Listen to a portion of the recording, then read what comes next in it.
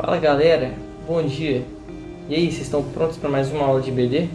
Hoje a gente vai fazer uma análise sobre como está a nossa vida de oração. E aí, estão prontos? Vamos lá?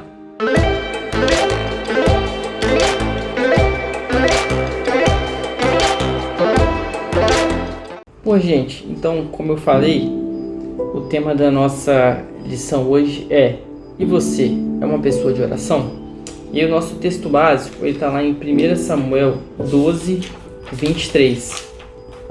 E diz o seguinte: quanto a mim, longe de mim que eu peque contra o Senhor, deixando de orar por vós, antes vos ensinarei o caminho bom e direito. Depois, se você quiser dar uma paradinha para ler Hebreus 11 também, eu tenho certeza que muita gente já deve ter lido. Hebreus 11 ele fala sobre algumas pessoas que ficaram famosas por causa da fé. E aí você vai achar lá Abel, Enoque, Abraão, Sara, Raabe, entre outras pessoas.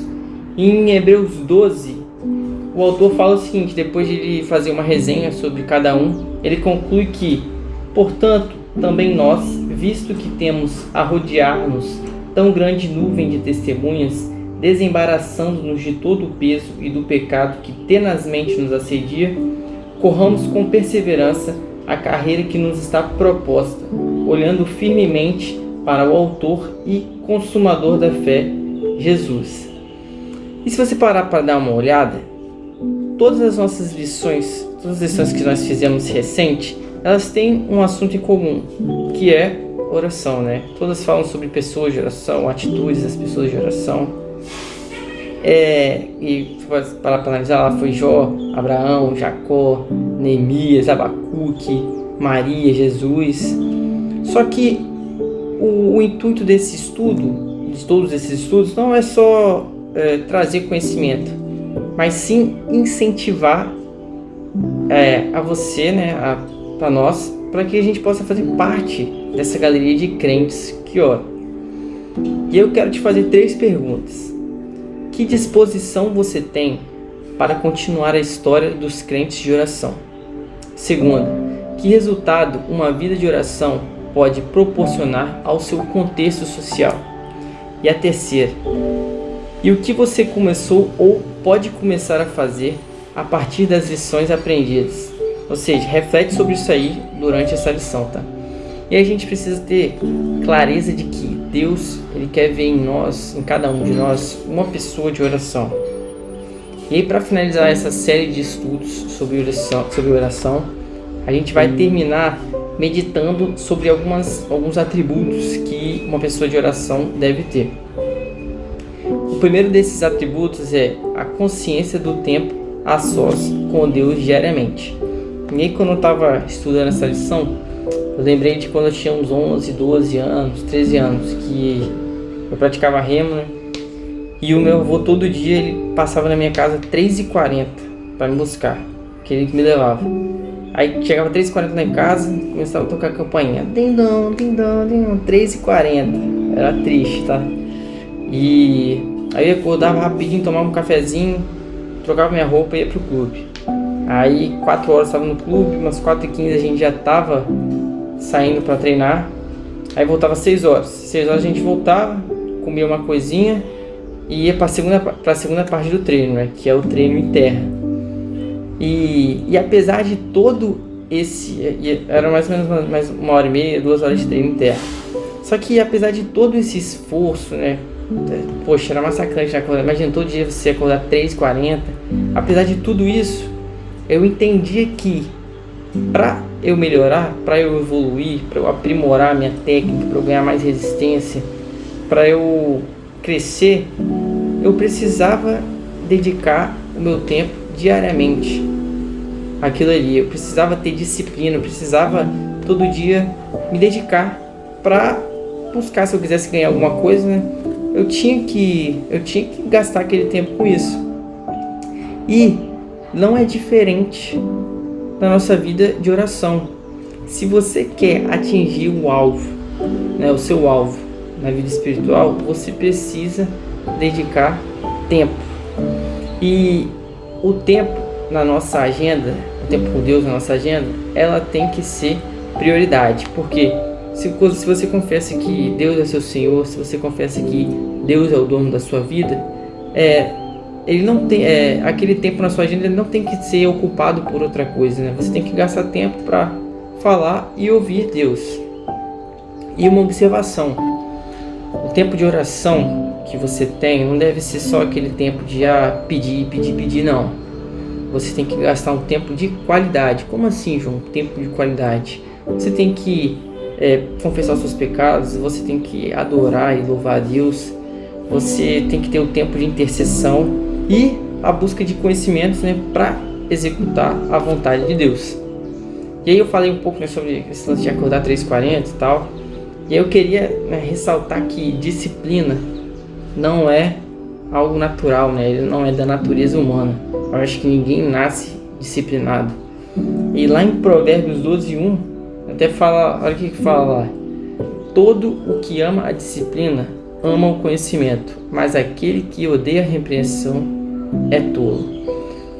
E no início, né, quando você tiver eu quero ter esse hábito de oração diária, cara, vai ter hora que você vai pensar: nossa, mas hoje eu tô tão cansado, ontem eu trabalhei tanto, poxa, hoje eu tô com tanta coisa para fazer, acho que não vai dar tempo não. Lembra de um cara que lutou a noite toda com um anjo para ter a bênção de Deus?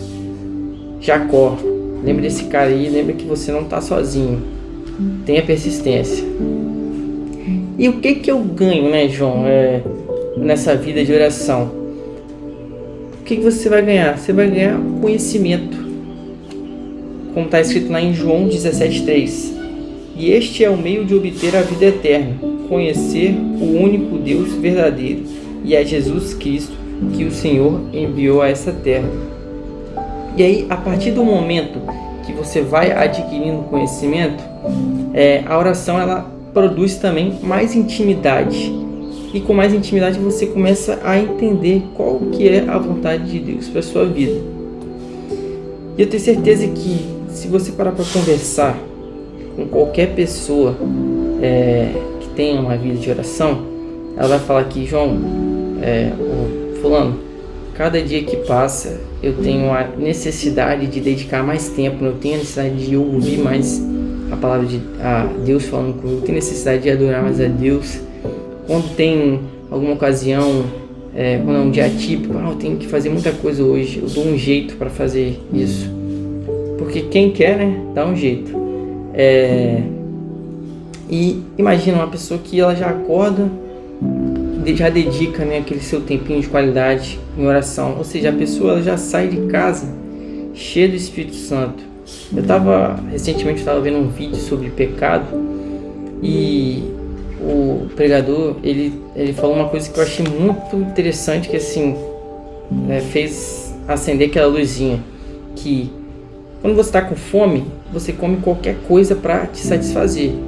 E é a mesma coisa quando o seu estômago está vazio. E é a mesma coisa o pecado. Quando você está vazio de Deus, como é que vai ser o seu dia, né? E uma outra frase que eu li também é que se você quiser terminar o dia bem, você precisa começar ele dedicando tempo a Deus. E eu queria te fazer um desafiozinho. Eu escrevi aqui nesse papel, na parte de cima, o que eu quero, né? Qual que é o meu objetivo, que é uma vida de oração diária. Isso. Aqui embaixo eu escrevi como é que eu estou atualmente, que eu escrevi: não consigo orar todo dia. E no meio eu escrevi o que falta para eu chegar, né, na minha situação ideal, que é orar todo dia. E aqui eu pontuei os dois problemas, né, os dois empecilhos que me impedem de orar todo dia. E eu pontuei que é tempo e distração. E eu queria desafiar cada um de vocês agora para fazer isso e traçar um plano de ação para vocês tratarem esses dois pontos aqui, né? Quando eu falo de tempo, né, que é aquela desculpa típica, né? Não tem tempo para isso, que não sei o que. Mas, como eu falei, quem quer, arruma o tempo. E distração é essa questão de: tô lendo a Bíblia aqui, tô orando, chegou uma mensagem no WhatsApp, orei e tal, tá. notificação do Instagram, olhei e tal. Isso aí acaba atrapalhando. E aí eu tô deixando esse desafio para vocês, né? Para vocês traçar os problemas que te impedem, né, de orar todo dia e buscar um plano de ação para resolver isso aí. O segundo ponto segundo atributo que a gente vai dar uma analisada é confiar que Deus é poderoso para fazer mais do que peço em oração. Se você parar para pensar, a gente vive numa sociedade muito incrédula, né, e materialista, onde as pessoas depositam a fé delas em bolas de cristais, videntes, se eu for naquele vale encantado ali, eu vou me curar, vou alcançar minha cura.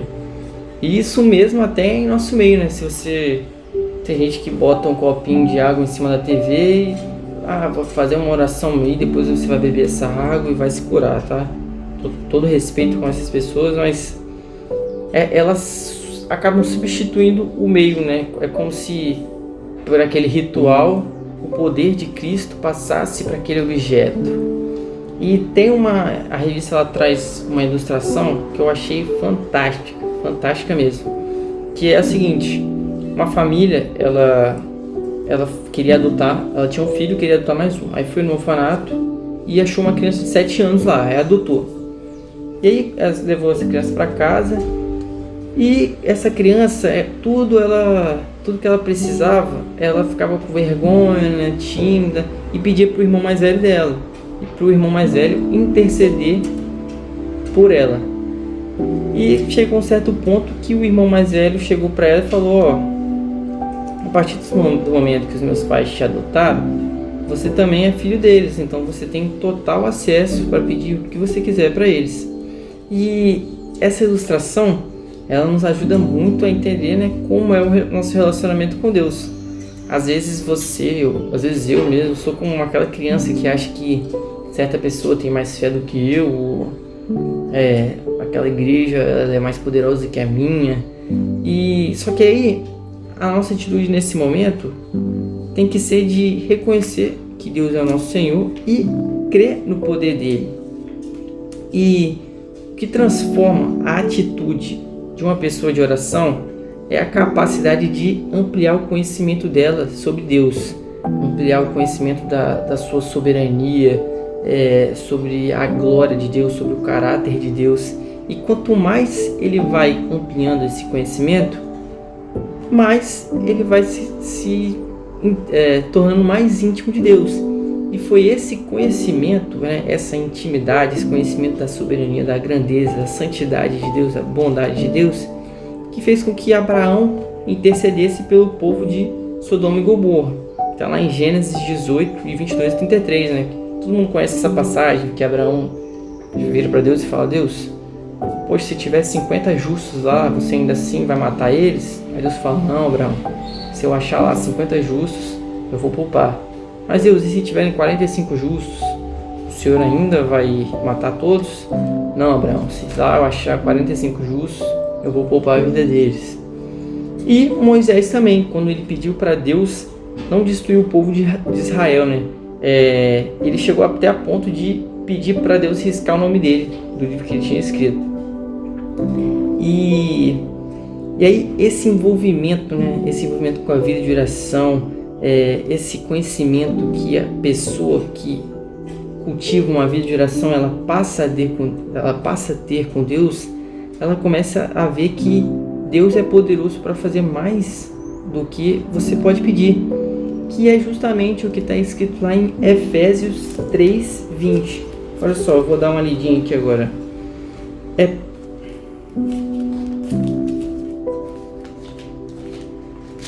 Efésios 3:20. Agora, glória seja dada a Deus, que pelo seu grandioso poder operando em nós, é capaz de fazer muito mais do que nós jamais ousaríamos pedir ou mesmo imaginar, infinitamente além de nossas mais sublimes orações, anseios, pensamentos ou esperanças. E aí eu queria te fazer uma pergunta para você meditar. Qual que é a qualidade do seu conhecimento sobre Deus? E aí pensa sobre isso. O terceiro atributo, né, que a gente vai estudar aqui é sobre cultivar o ministério de intercessão em favor de muitos. Se você parar para ler a história de Jesus, você vê que uma das mais belas lições que ele deixa para a gente é sobre ele valorizar, né, essa intercessão pelas pessoas. Você pode ver que isso acontecia tanto nas orações individuais como em grupo. E muitas pessoas de oração também, elas também intercediam, né, pelo povo ou por algum acontecimento que estava, um acontecimento da época. E as orações dessas pessoas, elas vieram a ser relevantes para aquela civilização naquele momento. A revista ela traz um ponto aqui para a gente pensar, que quantas vezes, né, você tem sido beneficiado pela intercessão de alguém, né? Porque com certeza tem alguém que intercede por você, sua mãe, seu pai, um amigo seu, e você é beneficiado por isso. E você já percebeu que você também pode abençoar, né? Você também pode beneficiar alguém apenas intercedendo? Mas João, eu vou interceder pelo quê? Gente, tem inúmeras necessidades de intercessão. Você pode interceder para Deus dar suprimento, né, sabedoria para os missionários que estão em campo. Você pode interceder para a salvação do povo, para a cura de um enfermo, para provisão de um emprego, né, a um amigo. Muita gente que perdeu o emprego, né, nesse momento que a gente está vivendo. Pelo casamento de algum casal que você conhece, para Deus dar sabedoria para algum próximo. Ou seja, motivo não falta. E uma dicasinha, né, que a revista traz, né, que é interessante a pessoa de oração ela ter uma agendinha, uma espécie de agenda, um papel, onde ela possa anotar os pedidos de intercessão, e quando ela for dedicar aquele tempo dela a Deus, que ela possa, no período de intercessão, né, ler quais são aqueles motivos que ela está ali para interceder. Então, a gente vê que Deus quer que você assuma um compromisso com Ele, né? Ainda mais depois de todas essas lições que a gente viu sobre a vida de várias pessoas, né? De oração, Abacuque, Neemias, o próprio Jesus mesmo, que nós estudamos nas últimas lições. E aí eu queria te perguntar uma coisa. Você quer se tornar uma pessoa de oração? Que passo você pretende tomar para isso, né? Pensa nisso aqui, gente, nesse desafiozinho que eu fiz para vocês, como que vocês podem resolver esse problema, que vocês possam começar a ter, né, disciplina para começar a ter aquela vida de oração diária, para que vocês comecem a entender a grandeza de Deus e te habilitar a saber que vocês podem pedir, que Deus ele é tão poderoso que Ele pode dar muito mais do que a gente pensa, muito mais do que a gente pede. E que vocês comecem a interceder também uns pelos outros. E, gente, o meu desejo é que vocês tenham entendido, né, que a oração ela é fundamental para a vida do cristão, que vocês desejem ter, né, essa vida de oração constante e firme, e que vocês pratiquem essa oração diária e constantemente, galera. Forte abraço para vocês, tá? Tenham um bom dia.